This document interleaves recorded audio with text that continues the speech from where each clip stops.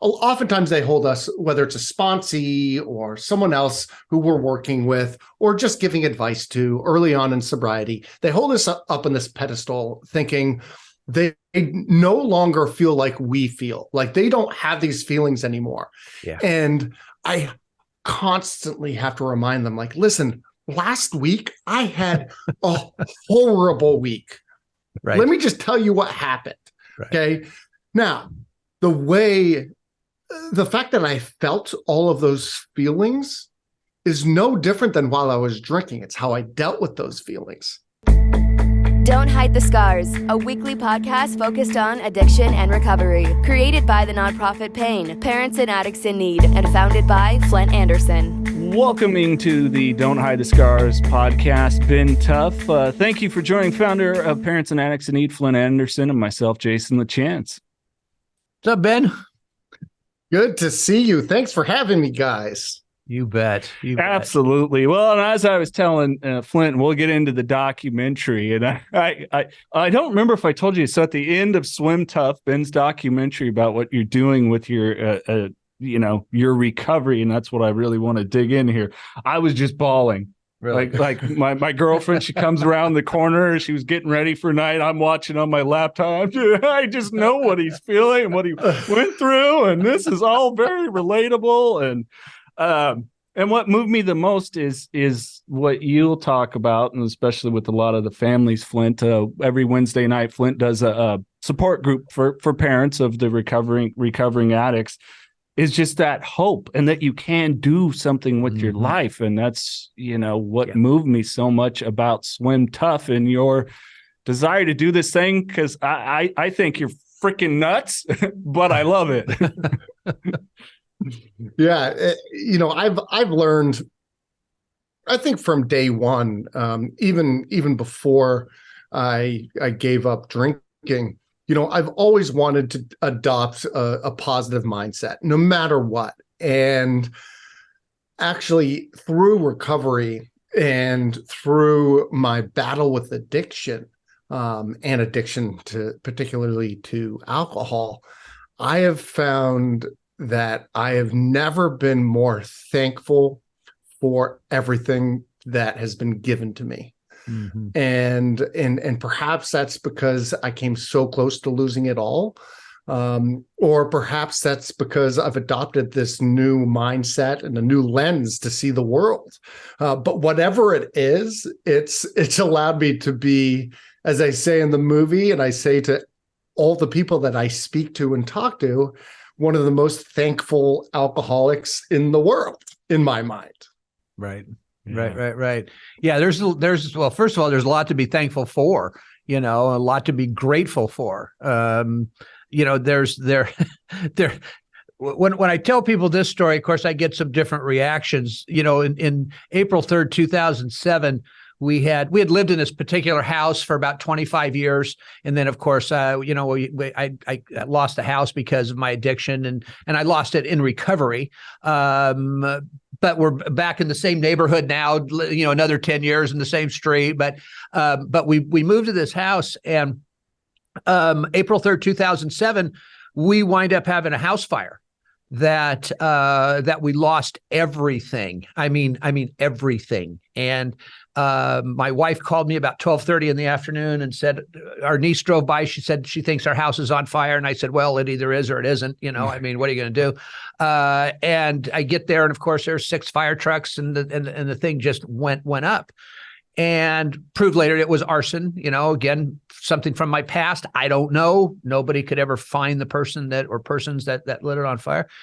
And, you talk about being grateful. And I will tell people, I was kind of grateful for the house fire because I think everybody ought to have one at least once in their life, because it gets rid of all that shit, okay, that you stored up for so long, because looking at my house now, I've got more stuff now than I had then. And so, everybody ought to have one just to clean house a little bit.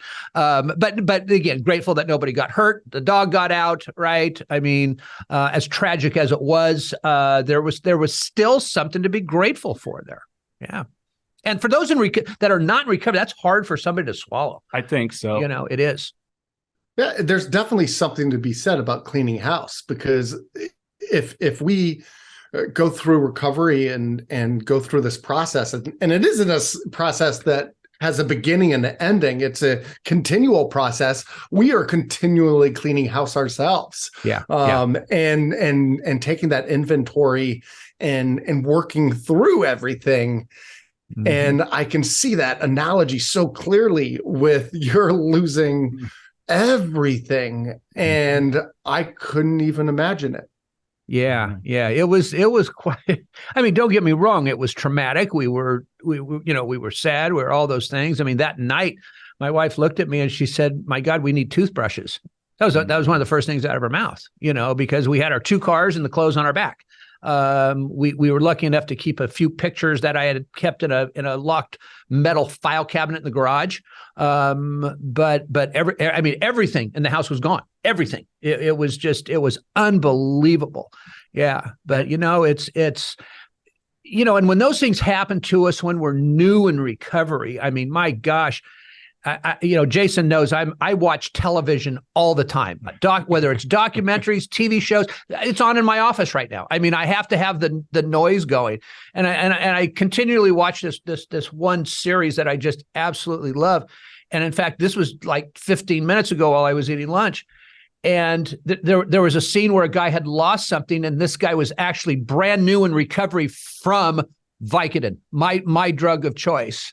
And it was something tragic that happened to him, of course, and he found his stash, and he didn't go back to it. I mean, he was this close, right? But I relate to that so much. And for people that are new in recovery to if they can just get past that, because they're going to have tragedies in their life. They're going to have things go ass backwards, But man, that's a lot of time when relapse comes into play. And if I hadn't had several years behind me, when the fire took place, who knows where I might have been. No, exactly. Well, and then one of the interesting things too, when we've talked about it, and Ben, maybe you can relate to this, your amazing wife stuck by your side, and that doesn't happen for everybody. But, Flindt, when we've talked about that, the hardest thing that you've said is, pictures of my kids when they were little and those things. And it really, I think it's one of the things that when you really come across people that will really work in their recovery, I think, Ben, why you and I hit it off, and Flindt, why I've been so grateful for your mentorship, is like, that's what you keep in perspective. Mm-hmm. Like, all of it's just, the other stuff is just stuff, but these are things where you can hearken back to the really just beautiful, wonderful, genuine, love-driven times. And, that's the stuff we have to keep close. Yeah. I remember when, that reminds me of a story, and I actually haven't visited it in a long time. And it was when I first got to rehab, and I was in check-in, and I was doing all my doctor's appointments, right? And my wife was in the waiting room. My mother-in-law was up with my kids, 2 hours away at our house. And I'm in that little room as they're about to put all the EKGs on me and take all my vital signs. And you got to keep in mind, I am the biggest, or I was, not any longer really, but I was the biggest hypochondriac ever. So I'm hyperventilating, and I'm doing this. And before they put the tests on me, they say, "Okay, we got to go through your bag." I was like, "Well, what do you think I put in my bag? It's just clothes. I'm not going to smuggle anything in." And they unpacked the bag, and then at the bottom of the bag was this envelope. And I was like, "Oh, great. I didn't put that in there." I opened the envelope, and it's 5 pictures of my kids and my family. Mm-hmm. And there was a note, and it said, "We know you can do this." Mm. And that was it. I lost it. Absolutely lost it. Everything kind of came crashing down. Up to that point, it wasn't quite real. And suddenly I had a major reminder as to why I was doing this. It wasn't just myself. It wasn't just to improve myself as a person. It was to do it to be a better father and to be a better husband and be a better person altogether. And I took those pictures and I put them next to my bed. And at our rehab, we often moved beds like every week or every 5 days, depending on the seniority of the house and who was who. And everything would move and I'd have a new room or a new roommate, but I always had those pictures right next to me. And there was something about it that was just too much for me to handle. And to this day, I have this old little cigar box that I keep all my chips in and, keep all my sobriety coins in. And in there is also the envelope with the pictures and the letter. And it just reminds me every day of what truly you can lose if you start using again. Yeah. And I hear so much about this idea of getting complacent later in, I'm 11 years sober. I'm kind of in that phase where maybe some do wander off and forget about who they are and think that they are above this disease. But I know that every time I see those pictures and it's right next to my bed, and I know every single time I see it, what is at stake here? New Perceptions North, the premier drug and alcohol treatment and recovery center in Central California. A full continuum of medically supervised, top-quality care with programs for detox, inpatient residential treatment with dual diagnosis, intensive outpatient treatment, sober living, support groups, and more. With 50-plus years of combined experience and sobriety, Flindt, Andersen, and Thelma Gatlin Wilson provide adult men and women with the highest caliber of professional health care, treating each client with compassion and respect, and a safe, comfortable environment. To begin the process of recovery, to proudly create and sustain a life without addiction, call 559-978-1507 or visit newperceptionsnorth.com. When I've talked to some newcomers recently, really talking with them about empowering and disempowering decisions, and not just how it's going to affect them, but everybody, the loved ones that they have, the town they live in, the country they live in, the world. It's like there's all these things. There's what this thing is. I was telling Flindt that at a Celebrate Recovery that I went to recently, a guy was there and he had overdosed on fentanyl twice in the same day. And it's like all of that's available to you. We already know what our road looks like. We know that it's going to take us to meet our maker one way or the other. And God forbid if we took someone else or others along with us, but you have all these other things over here that are absolutely phenomenal. And you have no idea yet how phenomenal they're going to be. Mm-hmm. But trust me, it's there, and like, if you think we're full of shit, give us 30 days of trying what we say, give us 60, give us 90. What have you got to lose? But I guarantee you, come that 30, 60, 90 days, you're going to see so much of the stuff start to come to fruition. Well, and that's what's so hard to explain to young people today, is they can't see the forest from the trees. Oh. So when you're trying to talk to an 18-year-old or a 19-year-old or a high school student, about substance abuse, they just don't have a clue on what is coming their way. And in fact, what was it? A couple of weeks ago, I was speaking at our local Boys and Girls Club, and there was this young lady. She had to be 14 or 15 sitting there. And, just the look on her face, her attitude, it was like, this old bastard doesn't know anything, what he's talking about here. And I picked up on her attitude just so quickly. And I looked at her and I said, you know what, young lady? I said, I don't care if your teachers are here, your parents are here, your counselors are here. I said, you can act a fool all you want. I said, and by the way, I'm not here to tell you what to do. I said, I'm here to tell you what's going to happen to you if you decide to go down this road. I said, that choice is always yours. But for once in your life, I said, listen. Because I'm not some politically correct, young person here, okay? I'm going to tell you straight up what the fuck's going on, all right? And I'll tell you what, but she was conversing with me, which was great. Okay. Even with that attitude, I like the fact that she was going back and forth, but it just reminded me so often of how these kids just, and by the way, they're not supposed to see 20, 30 years down the road. I mean, we didn't either when we were that age.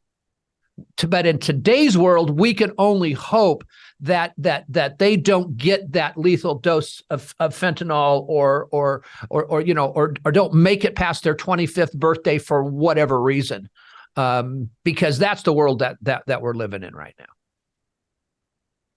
Yeah, it's totally nuts. I recently, people think I'm crazy because I say I had the privilege, but I did. I had the privilege of taking one of my former students to rehab, and this is in January or February, and I got a call from his father, and he was in a really bad place, and so I first took him to the hospital because he wouldn't listen to his father, and there was something that happened in just about a 10-day period of time, and there was this trust that was built between us. Mm-hmm. And there had always been that trust. And I'd always been there for him. I'd always backed him up for 3 years while he lived at the boarding school that I was at.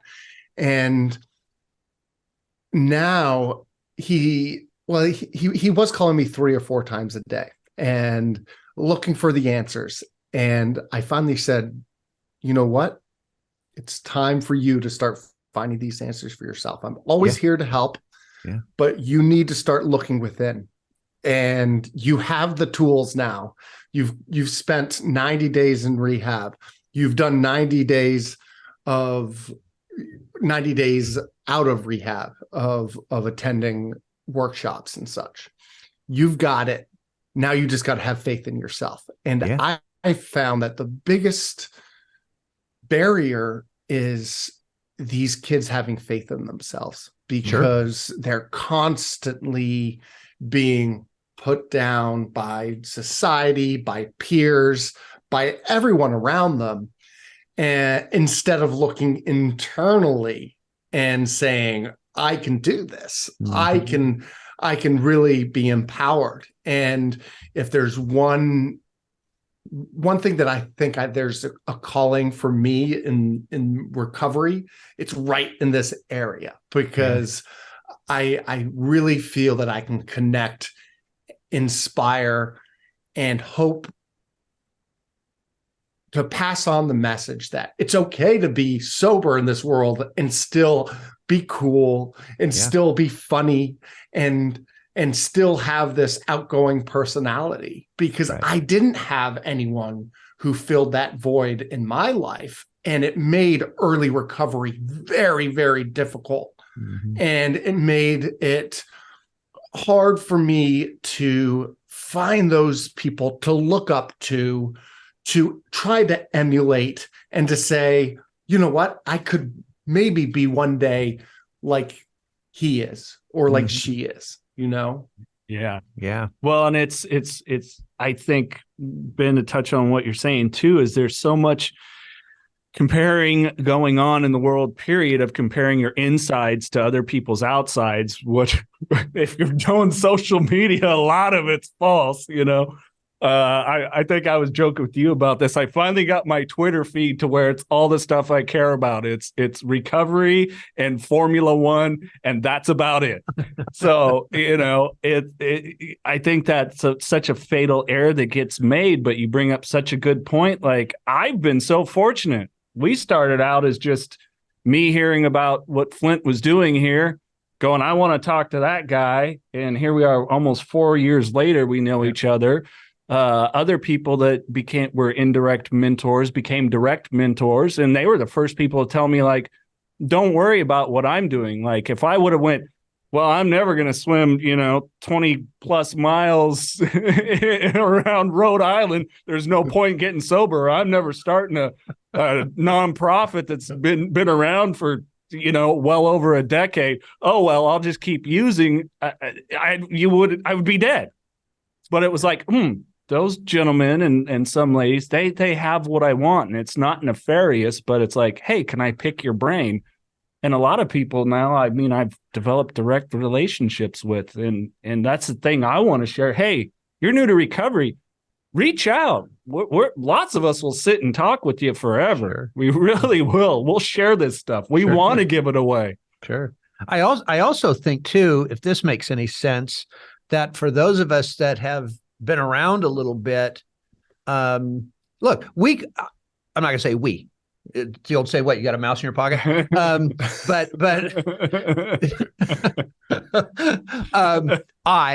right. I mean, I can even get that way sometimes still, you know, but I think for those of us that are in some sort of long-term recovery, this happens to me a lot. We often don't realize the effect that we've already had on people.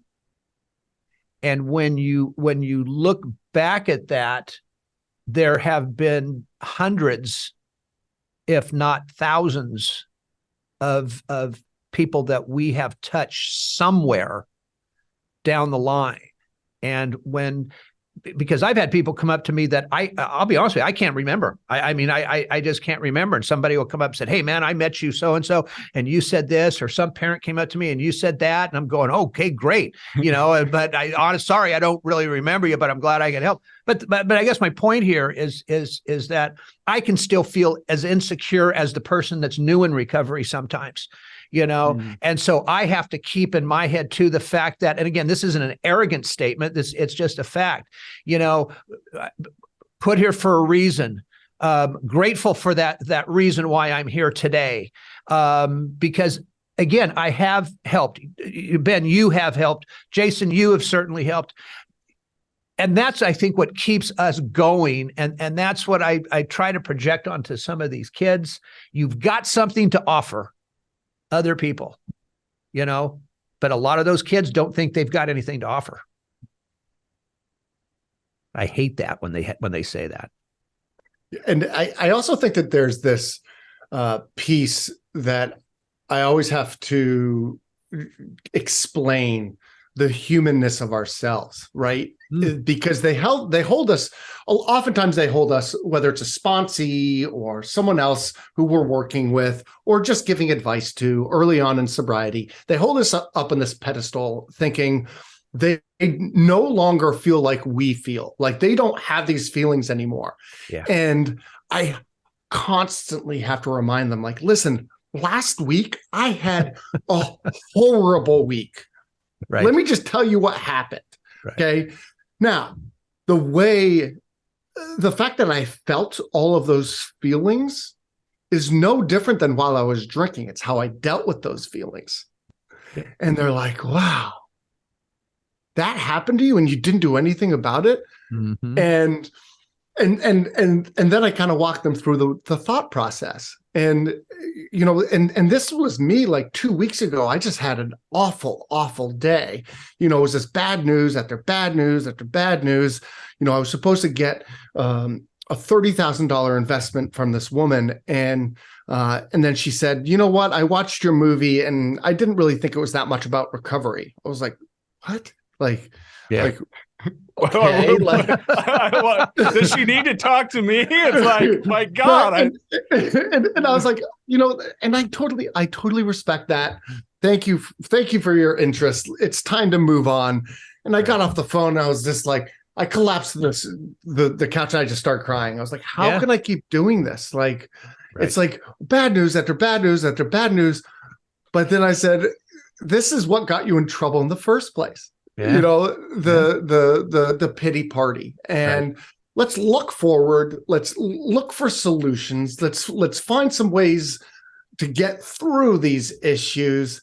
And while we do it, let's teach others to do the same. Yeah. Ben, do you have a nonprofit? Is yours a nonprofit? So mine is not a nonprofit yet. So I have been going through the process of making it a nonprofit, and it just takes a little while. I'm just working through some of the paperwork now. So Yeah. Good. Because I don't know if I'm going to say this, but I'm going to. Okay. It's like I've told Jason before, if I, we've been around since we started the nonprofit in 2009, and if I ever had to start another nonprofit again, I simply wouldn't. Okay. because it's a major pain in the ass, I mean, it's a whole different realm, this, and I'm not trying to discourage you. Go for it, man. I mean, seriously, go for it, because it is a good thing, and it is it is fantastic. But there are, with nonprofits, man, it is this, it is up and down. The economy affects how people donate, the whole thing. So, but you know what? There's going to be good days too. There's going to be fantastic days. All right. Those shitty days, they just don't come as often anymore. Yeah. They just don't. Yeah. It's those little psychological paychecks that you get, that when you hear from someone like, you really made a difference and this is how. Yeah. And it's those days that you get your payback. Yeah. These last 2 weeks have been really tough. I taught at a very small school, and I lost 4 former students in 2 weeks, which is just, I mean, in my whole 21 years of teaching, I've maybe lost a handful. And they all were drug and alcohol related.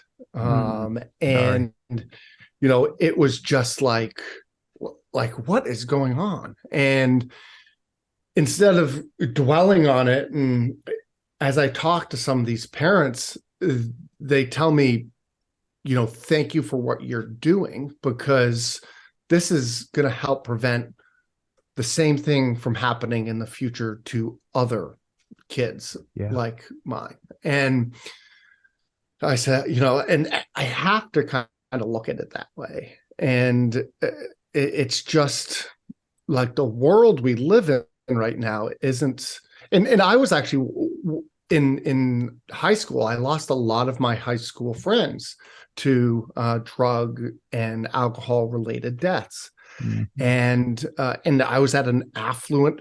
It's funny because as I start talking to these schools, and these schools say, "Well, we don't have a problem with this, or we don't have a problem with that." Oh, I thought that only happened in California. Yeah, okay. we're a very wealthy school in a wealthy town. Like, we don't have to worry about that. And I said, "Well, guess what? You do." Okay. Right. Let me tell you this. So it's just, when we get those psychological paychecks, it's so great. And I think we have to put it in that bank of ours, that when things are going really, really tough, we go back to those points or those memories of the differences that we have made through our own existence and through what we talk about, and by making ourselves a little bit more vulnerable and accessible to others.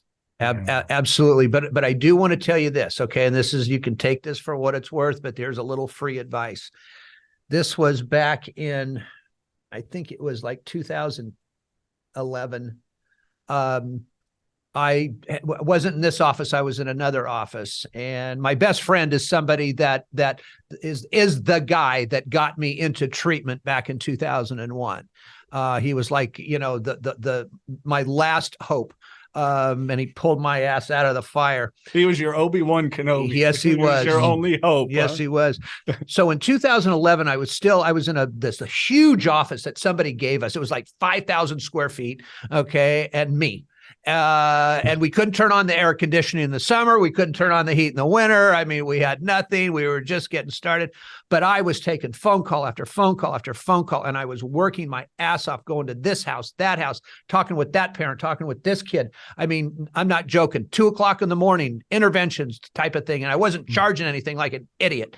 And and so what I'll never forget, it was a Thursday morning. I get to the office about 9:00.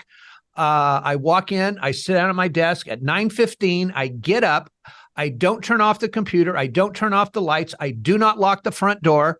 I get in my car. I drive home. I shut everything down, closed the blinds, sit in my chair, powered off my phone, and I fell asleep till 6 o'clock that night.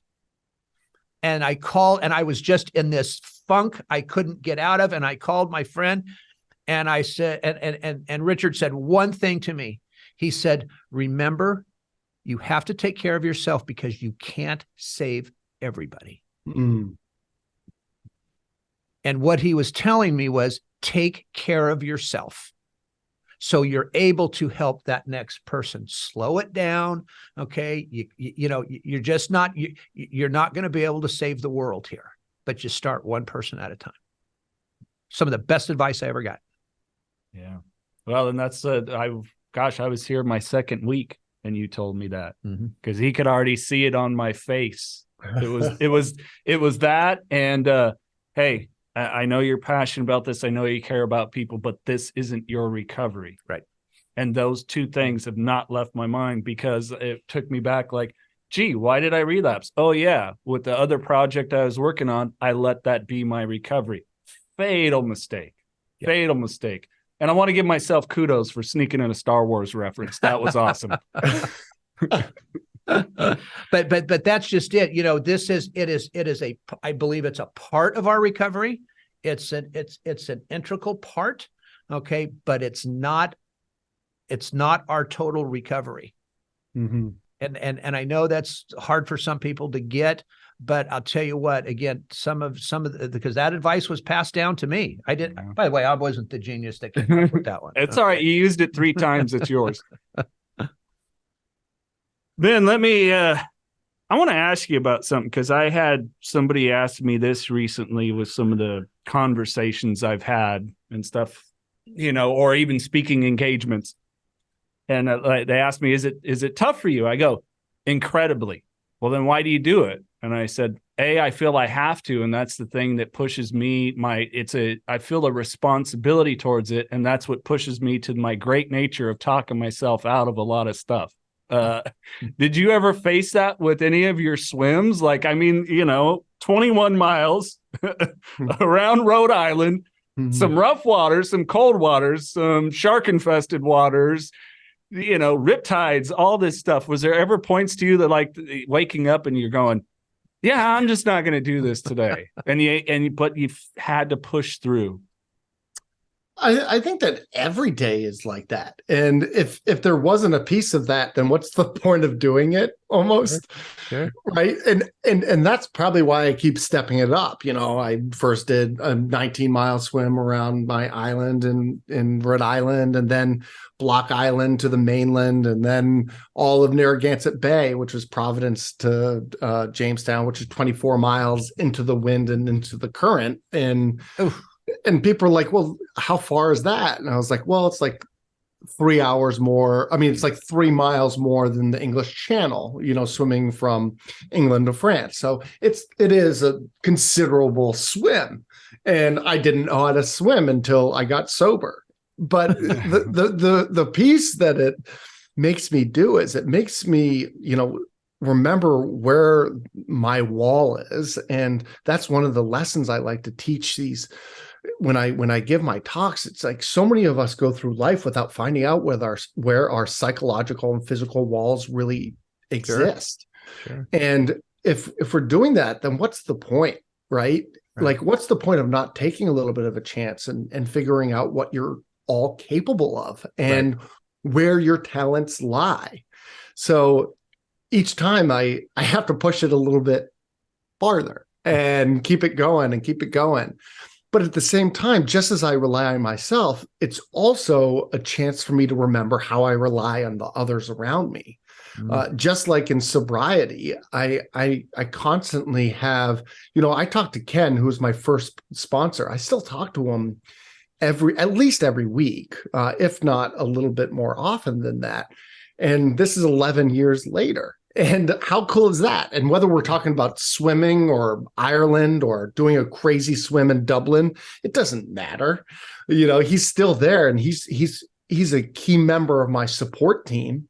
And the same is true with the people that are around me for my swim itself, from Alex, who's the captain of the boat, to Jake, the paddleboarder, to David, my coach, to my wife, who hates boats and hates water, but somehow sticks around me the whole time for 14 or 15 hours. So she wants to make sure your insurance policy is paid up, is what she wants. Exactly. So, there has to be that piece, that question mark in your head a little bit. Yeah. Otherwise, you're probably not reaching high enough. If you or a loved one is struggling with addiction, please call Parents and Addicts in Need at 559-579-1551 or check us out online at painnonprofit.org. Follow us on social media at Pain Nonprofit. Please subscribe to the podcast and share with others wherever you get podcasts and on YouTube. To donate, please click the link in the description and help us save more lives gripped by addiction. We do say it around here a lot. There's nothing worse than wasted talent.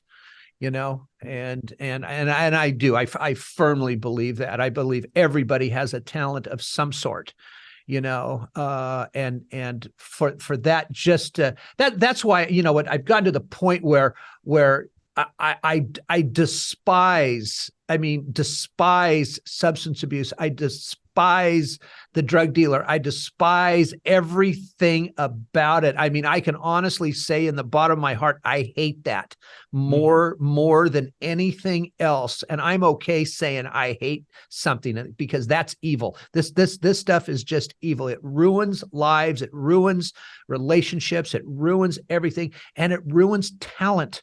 I mean, so many people, we're never going to know. You would have never known that you had this ability. Okay.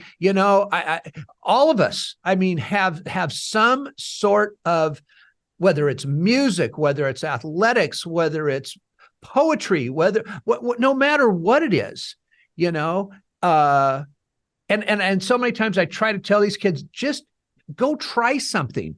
You never know what you're going to be great at. Who's the next Tiger Woods? Who's the next Beethoven? I mean, what? And you want to and you want to escape into the drug world? I mean, come on. I mean, because again, Ben, I was a music major in college, and that was something that my father was a professional singer.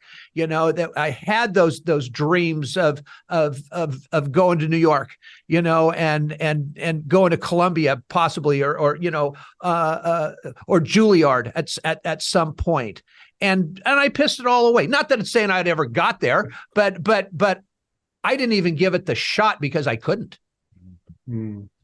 because I was so neck deep in drugs at that point. Yeah, it's just waste. Yeah, for me, sobriety is so much about feeling again. And one of the reasons why I think I do these swims is it just makes the feeling that much more. Yeah. And I'm that much more excited at the end of one of those swims. And I hurt that much more during the swims. And what gets me through these endurance activities is the understanding that I was in so much pain when I was in active addiction that nothing in the world could ever compare to that. Right. And I will push through everything possible in order to make it to that end line. Yeah. God, I love that. I just love that. And not to spoil the documentary, but the part that really, really, really, really got me is near the end. And this was in the video I sent to Ben, and my reaction was that support team that you're talking about. People you didn't even know, but heard about it on the news. The news, everybody, people showing up just because it was like, wow, and you were doing it for a cause that you love, Clean Ocean Act, and, the awareness and raising funds for that. And, it's like, wow, this is, hey, people, this thing that covers most of our planet, kind of vital.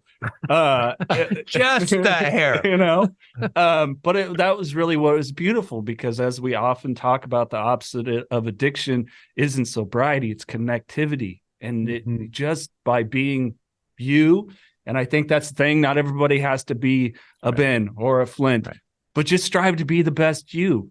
And that was the beauty of it. It's just like, oh my God, these people just look at it and what you are up against. And oh yeah, waterfalls for this guy.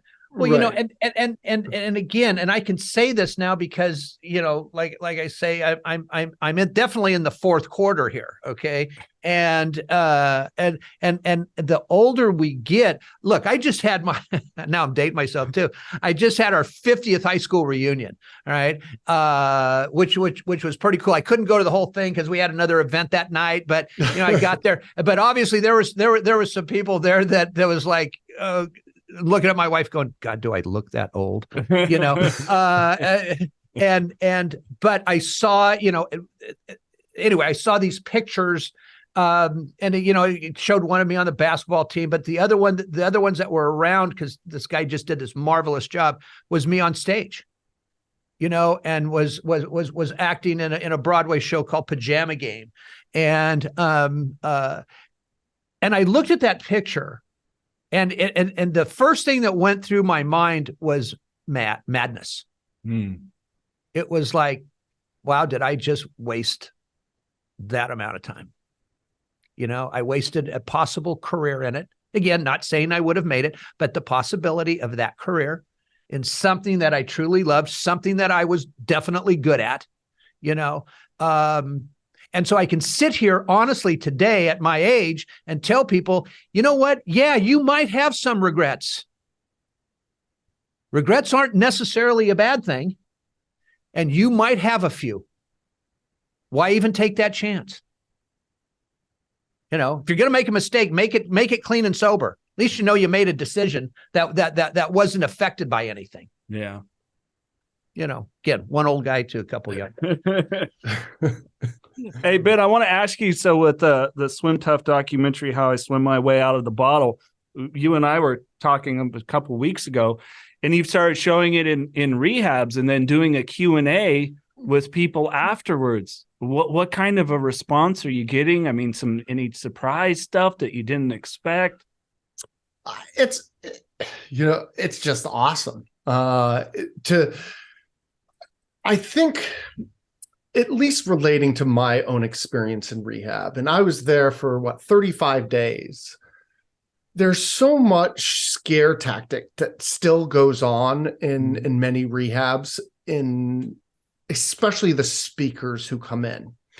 And I was like 5 or 6 days in, and I had a guy come in and said, everybody look around you and just know that only one out of the 2 of you or out of the 3 of you is actually going to make it out of here, and will stay sober in this after you're done here. And then 1 out of 4 of you will be returning to rehab at some point.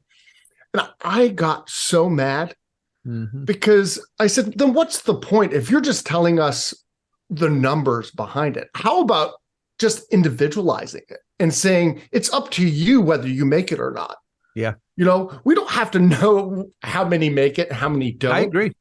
And that's what my whole message is about. My whole message is about, listen, I was told I wasn't going to make it, or I was actually on my 3rd day there, I was brought in to like the group of nurses and psychiatrists, and they questioned me on being too happy. I was too happy and too positive in my recovery. And they wanted to know if it was real or not. And I was like, are you serious, guys? Like, this is just something, like, I am so psyched to be free of all of that crap for the first time in my adult life. And I am so... Maybe it's because their lives are miserable. Right. But that made me mad. And now I finally have the vehicle that I've been looking for, which is the movie itself, of positivity, of individualized recovery, and how you can just make it your own. And my message isn't everybody has to learn a sport or everyone has to become really crazy in their swims or runs or bikes. No, mine is just find something you love, find some purpose, find that passion and go for it, because it will make recovery that much more exciting and it'll be that much easier to stay sober. Right. At least it has for me. Right. Yeah. Right. No, we got to have something to dig in. Have to. Yeah. Mine was the first sponsor was, what'd you love as a kid? And we landed on Legos because some of the other stuff was like, yeah, you can't. And so I was like, here you go, gift card, go buy Legos, and I'm one of those people. I'd love to have my hands busy. And when I'm doing a task like that, like the rest of the world disappears. I mean, it's got to be the way it is with swimming. You can't sit and think about your bank account while you're on mile 17, right. Swimming against a current and the temperature's dropping as the sun's going down. You've got to dig in. So whatever it is, I get that way with my work because I love what I do. Right. So it's just dig in. Yeah, dig. I mean, I remember when I got out of my last treatment center, I was more nervous about could I hit the golf ball straight because I learned to play golf at 24 and I was high. I always played golf high and surprisingly enough, yeah. In fact, I had a little draw to the ball, which was even better. I'm still a shitty golfer, but I love it. I mean, yeah, it's just interesting that the things we think of. I love that story about you being in rehab and being happy because I tell people I had more fun in that last rehab center. And I mean, we really did. We had a ball. And I hadn't had fun for so long, and here I was 45 when I got clean, and I'm around a bunch of kids. There was a couple other guys that were my age. One was older, and I can mention this guy's name because he's now since passed away. His name was Dave Smith. He was the pitching coach for the San Diego Padres. And so I tell a couple stories. One Sunday, we couldn't watch television from Monday through Saturday morning, and then we could watch it Saturday afternoon and Sunday. So we're watching a classic ESPN channel one time at a baseball game that went 22 innings, and if I remember, it was the Phillies against Houston, and they're in like the 16th inning, and I'm standing next to Dave, and they bring in this pitcher, and he retires a side, 3 strikeouts, right? And all of a sudden, I'm looking at that television.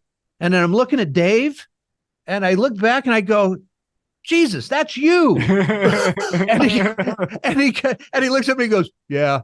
He goes, I still don't remember a thing from that game. He still didn't remember anything. And Dave was like a MacGyver. All right. I guess in Major League Baseball, you're there for, and I went to Betty Ford, you're there for 3 months, whatever it is. So he had all his mail shipped to him. So he was a fisherman. So he'd have these fishing magazines, right, with hooks and different kinds of line for the fishing pole, right? And Betty Ford had a pond out in the middle of it, and it had fish in this damn thing. Okay. So Dave and I would sneak out there in the middle of the night like 2 little kids with cheese on a hook. Okay. And we would catch these carp that were sitting in there. And then at each location where everybody stayed, there were 2 halls for men, 2 for women, 20 in each group. There was a pyramid ashtray that everybody stood around and smoked. So we would, and you can remember this is Palm Springs. So we would, like John Belushi, right, in the movie with Animal House when he's sneaking around the campus. We ran over to the other side. We shoved those carp in that ashtray. Okay, that pyramid ashtray. And then we'd run back to our house. And the next afternoon, it's 120 in Palm Springs. And these guys are standing around the ashtray going, what is that smell? Okay. I mean, and we did that stuff. We were like 10. Okay. We had a ball when I was there. That was probably one of the most positive experiences I ever had with my last rehab of all things. There you go. Then I wanted to close because I hadn't asked you about this really. The kids, your kids, kind of talking with them about it. and kind of sharing that knowledge, because, you detail it some, but, you have a family lineage of alcohol use, abuse. Your twin brother also in recovery. And, how do you kind of tell that? Like, my son was watching, he loves Shark Tank. He wants to be an entrepreneur, and he brought up one of the guys, and the guy's a wine connoisseur. And and he's, when I'm 21, I would like to explore that. And I go, okay, but understand, if you have your second glass, you finish it, and all of a sudden you would kill someone for a third, this thing that runs in our family you might have. And at that time, hey, reach out to dad. It's time to talk about what potentially could be there. How do you really share with the kids?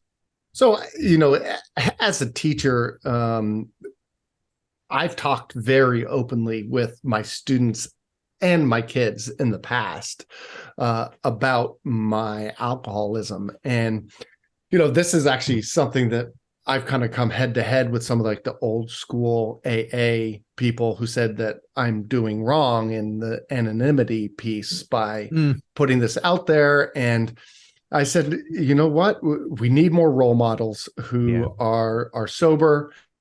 And, it's just furthering the stigma if I stay quiet about it. And my kids know my story and have grown up with my story since they were tiny. They don't remember me drinking.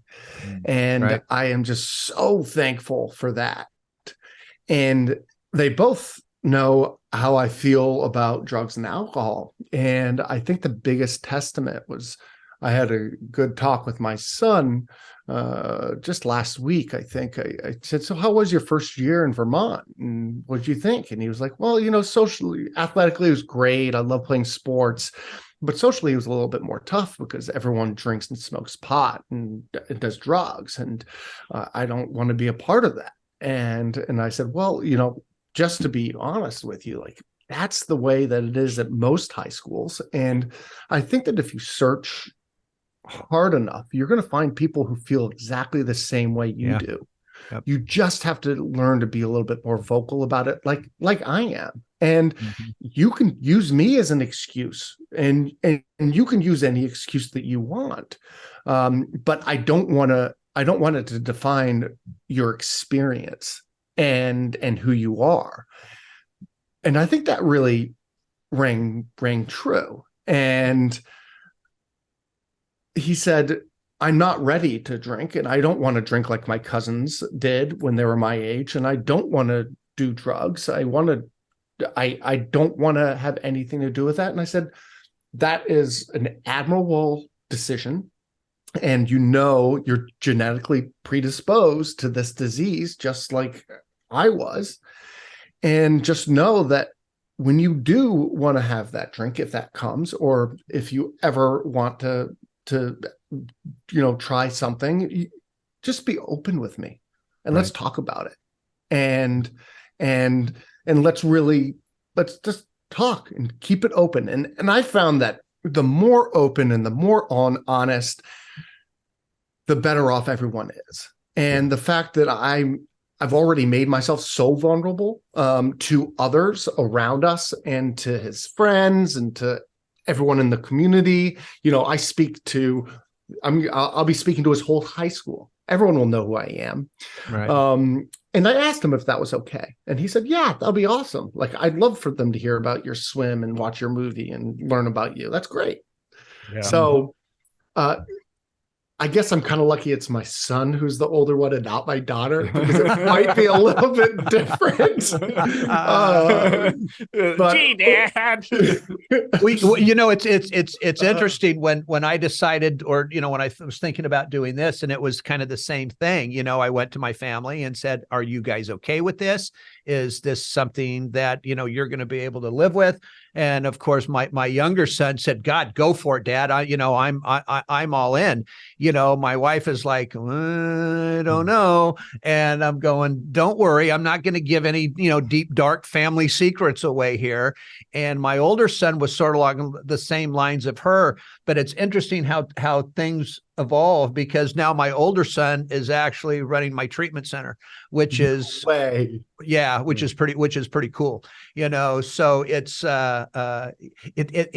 interesting when I believe time takes care of a lot, and when you have, for the lack of a better term, proven, I hate that word, but proven to the family and the extended family and everything else. There's not one family member on both sides, and we got thousands of them, that don't absolutely love what I do, and the kids the same way. When I go onto their school campuses to speak, I mean, they're all in, and I love that about your son too. I mean, it's just, I think it gives us, and with yours, those kids are going to give you a little extra oomph, to go out and to do your thing. Yeah. It really is. When you've got that backing in your family, man, now you can go and let loose. All right. And I suggest you let loose big. All right. Because I really need some encouragement there. I mean, let it all fly, brother. Okay. Before I got to touch on this because you brought it up about the anonymity piece. And I've had that with a few people. And it really pisses me off because here's what it really says. You, me, Flindt, we have every right to be as vocal as we want to be. We do not have a right to take John B. and tell his story to everybody else. We are there to respect his anonymity. That's what it's about. Right. Nowhere in there's find me in it. I've read the big book like 5 or 6 times. I've audio booked it twice. Nowhere in there does it say that. Right. And if we aren't in a position, I'm fired up now. Yeah. If we aren't in a position, I've seen you that fired up in a while. If we aren't in a position to deliver truth, factual truth to people of any age, especially young people, we're doing a disservice. Yes, we are. Mm-hmm. So I love you even more for it. Keep being you, Ben. You bet, Ben. Thank you. That's what the world needs. We need more Bens and Jasons out there is what we need. Some Flindt Andersens too. You deal with politicians. I can't do that stuff. That's like, no, thank you. No, thank you. Yeah. Well, it's again, real quick. I've always been one of those guys too that look, you don't want to listen, don't listen, but I'm still going to say what I want to say, and I'll do it respectfully, but I'm going to do it loudly. And I don't care because this is about saving somebody's life. This isn't playtime. This isn't Red Ribbon Week. Okay. This isn't the DARE program. This isn't any of those things. This is serious business when we're talking to these young kids. You almost have, I take it personally. I really do. When I'm speaking somewhere, I take it personally. Because there's so many people out there that just do it for the show, do it because for whatever reason and not the right reasons all the time. I mean, we need more people that are out there speaking, like you said, speaking the truth on this thing. Period. So keep it up, man. Keep it up. I love it. Ben, if anyone wants to maybe individually screen the documentary. I know that you've been doing it at theaters as well. And of course, at maybe if there's someone at a rehabilitation facility, hint, hint, wink, wink, wants to show it to the residents, how can they find out, get in contact with you and everything? Yeah, so you can just email me at bentuff@swimtuff.com. Or you can message me on Instagram at ben.tuff, and that's TUFF.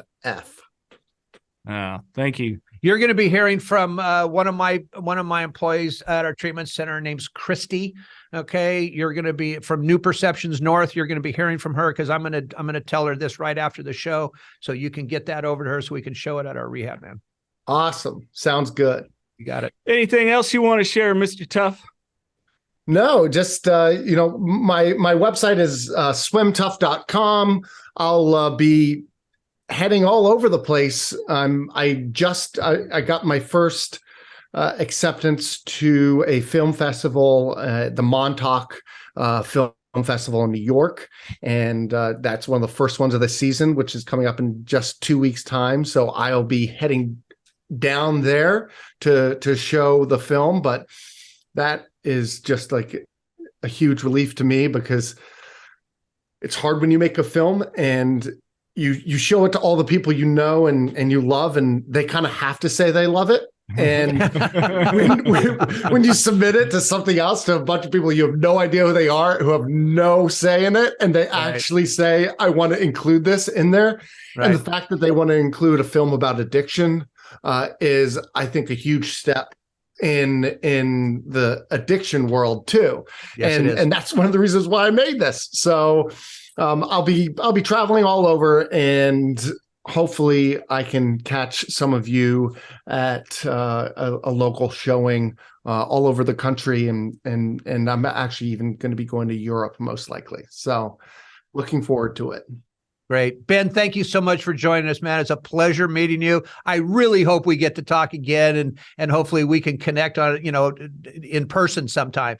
I would just absolutely love that. Absolutely. Thank you so much for having me, guys. And we will talk soon. You got it, buddy. Take care. If you or a loved one is struggling with addiction, please call Parents and Addicts in Need at 559-579-1551 or check us out online at painnonprofit.org. Follow us on social media at Pain Nonprofit. Please subscribe to the podcast and share with others wherever you get podcasts and on YouTube. To donate, please click the link in the description and help us save more lives gripped by addiction.